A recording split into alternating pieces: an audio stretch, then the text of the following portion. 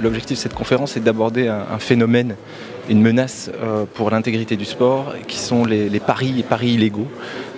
Donc on va aborder ça dans la matinée. L'objectif sera d'explorer ce phénomène avec des témoignages aussi de joueurs qui ont participé à des trucages de matchs avec des paris sportifs illégaux.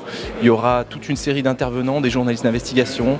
Il y aura effectivement tout un panel, on va dire, d'intervenants qui vont nous expliquer l'ampleur de ce phénomène. Ça, c'est pour la matinée.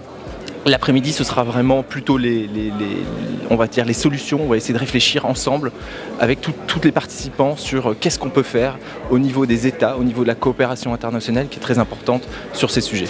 Le Maroc est un partenaire privilégié dans les travaux qu'on mène sur ces questions de protection d'intégrité dans le sport. On travaille énormément avec la Marocaine des Jeux et des Sports depuis de nombreuses années. Et donc on a répondu à une invitation de leur part. Et c'est aujourd'hui avec un grand plaisir qu'on est ici au Maroc pour discuter de ces problèmes qui touchent tous les continents, y compris le continent africain. C'est même un pays visionnaire sur ces questions et c'est aussi pour ça qu'on s'est rapprochés, c'est pour ça qu'on travaille ensemble sur ces questions-là. Mais c'est vrai que le Maroc est un soutien dans notre travail de coopération et plus largement, c'est également un pays avec lequel on coopère au niveau du Conseil de l'Europe, pas uniquement sur cette thématique, mais aussi sur d'autres thématiques. J'ai le plaisir d'être aujourd'hui à Rabat pour la conférence que nous organisons pour préserver l'intégrité du sport en luttant contre les paris sportifs illégaux.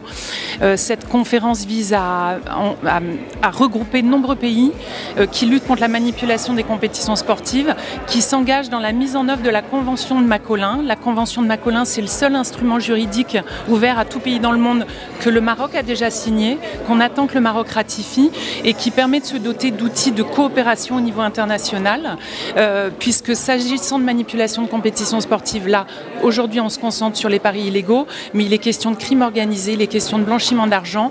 On veut s'assurer que l'équité, l'égalité, la beauté du sport soient préservées en luttant contre les paris illégaux. Et on se réjouit vraiment de l'excellente coopération qu'on a sur le sujet. Nous aurons demain et après-demain également la réunion du groupe de toutes les plateformes nationales. Donc ce seront plus de 40 pays qui seront représentés et qui coopèrent ensemble. Et on attend de voir rayonner à nouveau les couleurs du Maroc sur les terrains de foot à l'échéance avec les grandes échéances sportives qu'il y aura, et d'avoir le Maroc qui est vraiment précurseur et un acteur fort sur la lutte contre la manipulation des compétitions sportives.